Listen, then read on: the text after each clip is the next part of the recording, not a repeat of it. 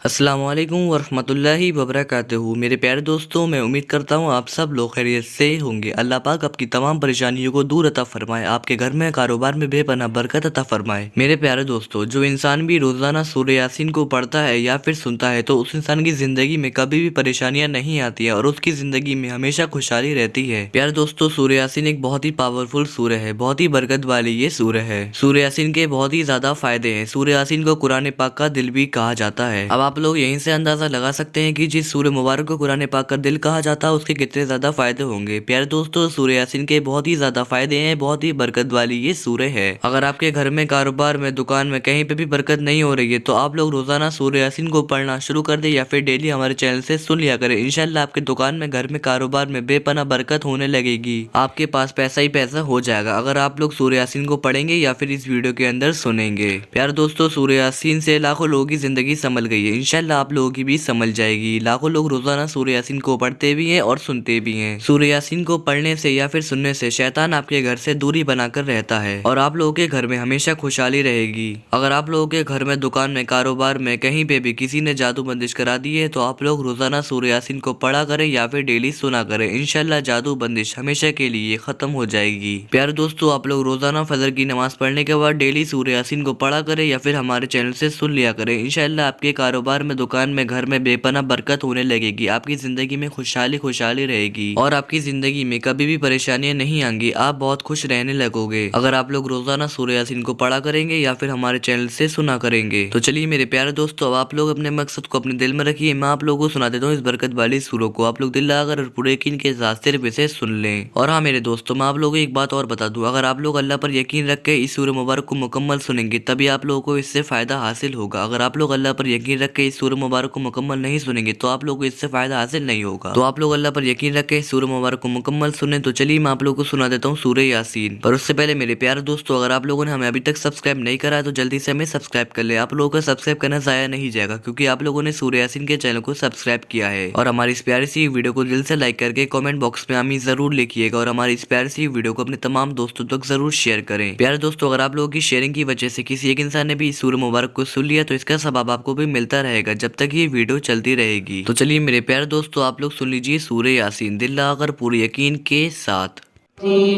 बिस्मिल्लाहिर्रहमानिर्रहीम यासीन वल क़ुरआनिल हकीम इन्नका लमिनल मुरसलीन अला सिरातिम मुस्तक़ीम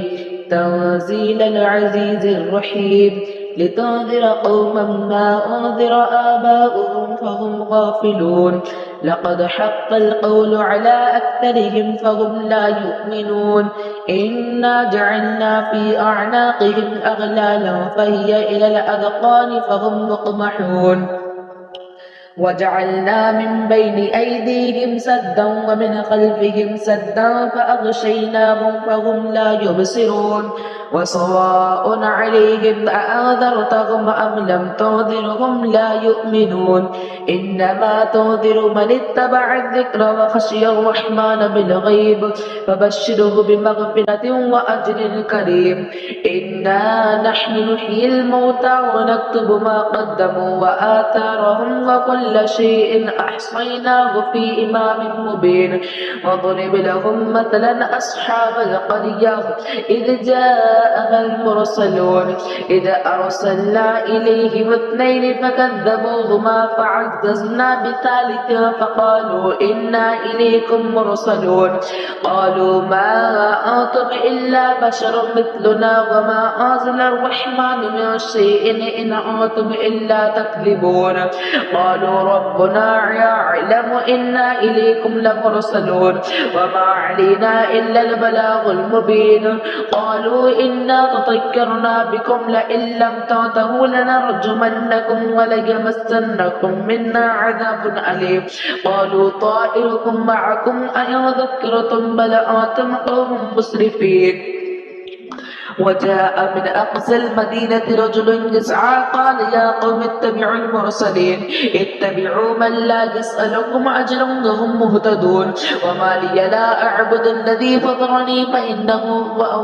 فطرني وإليه ترجعون أأتخذ من دونه آلهة إن يردنا الرحمن لا تغني عني شفاعتهم شيئا ولا ينقذون إني إذا لفي ضلال مبين إني آمنت بربكم فاسمعون قيل ادخل الجنة قال يا ليت قومي يعلمون بما غفر لي ربي وجعلني من المكرمين وما أرسلنا على قومه من بعده من وجود من السماء وما كنا مرسلين يا كانت إلا صيحة واحدة فإذا هم خامدون يا حسرة على العباد ما يأتيهم من رسول إلا كانوا به يستهزئون ألم يروا كم أخلقنا قبلهم من القرون أنهم إليهم لا يرجعون وإن كل لما جميع لدينا محضرون وآية لهم الأرض الميتة أحييناها وأخرجنا منها حبا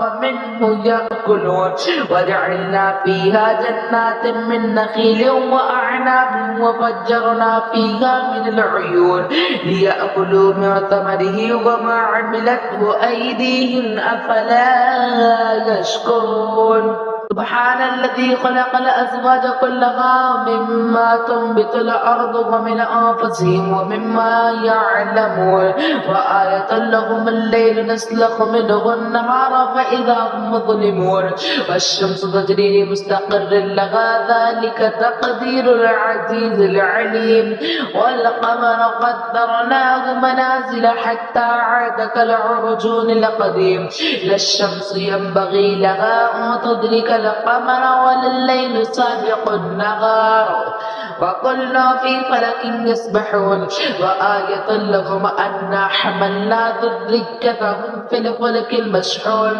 وخلقنا لهم من مثله ما يركبون وإن نشأ نغرقهم فلا صريخ لهم ولا هم يوقظون إلا رحمة منا ومتاعا إلى حين وإذا قيل لهم اتقوا ما بين أيديهم وما خلفكم لعلكم ترحمون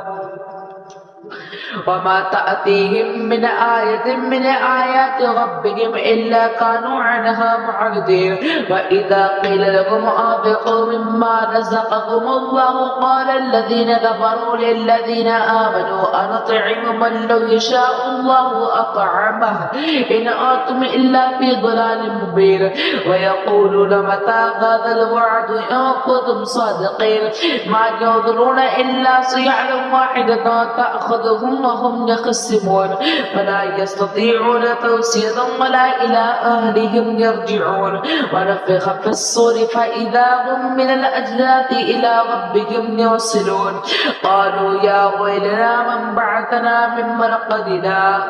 هذا ما وعد الرحمن وصدق المرسلون إن كانت إلا صيحة واحدة فإذا هم جميع لدينا محضرون فاليوم لا تظلم نفس شيئا ولا تجزون إلا ما كنتم تعملون إن أصحاب الجنة اليوم في شغل فاكهون هم وأزواجهم في ظلال على الأرائك متكئون لهم فيها فاكهة ولهم ما يدعون سلام قولا من رب رحيم وامتاز اليوم أيها المجرمون ألم أعهد إليكم يا بني آدم أن لا تعبدوا الشيطان إنه لكم عدو مبين وأن يعبدوني هذا صراط مستقيم ولقد أضل منكم جبلا كثيرا أفلم تكونوا تعقلون هذه جهنم التي كنتم توعدون اصلوها اليوم بما كنتم تكفرون اليوم نختم على أفواههم وتكلمنا أيديهم وتشهد أرجلهم بما كانوا يكسبون ولو نشاء لطمسنا على أعينهم فاستبقوا الصراط فأنى يبصرون ولو نشاء لمسخناهم على مكانتهم فما استطاعوا مضيا ولا يرجعون ومن نعمره ننكسه في الخلق أفلا يعقلون وما علمناه الشعر وما ينبغي له إن هو إلا ذكر وقرآن مبين لينذر ما كان حجا ويحق القول على الكافرين أولم يروا أنا خلقنا لهم مما عملت أيدينا أنعاما فهم لها مالكون وذللناها لهم فمنها ركوبهم ومنها يأكلون ولهم فيها منافع ومشارب أفلا يشكرون واتخذوا من دون الله آلهة لعلهم ينصرون لا يستطيعون نصرهم وهم لهم جند محضرون فلا يحزنك قولهم إنا نعلم ما يسرون وما يعلنون أولم ير الإنسان أنا خلقناه من نطفة فإذا هو خصيم مبين وضرب لنا مثلا ونسي خلقه قال من يحيي العظام وهي رميم قل يحييها الذي أنشأها أول مرة وهو بكل خلق عليم الذي جعل لكم من الشجر الأخضر نارا فإذا أنتم منه توقدون أوليس الذي خلق السماوات والأرض بقادر على أن يخلق مثلهم بلى وهو الخلاق العليم إنما أمره إذا أراد شيئا أن يقول له كن فيكون فسبحان الذي بيده ملكوت كل شيء وإليه ترجعون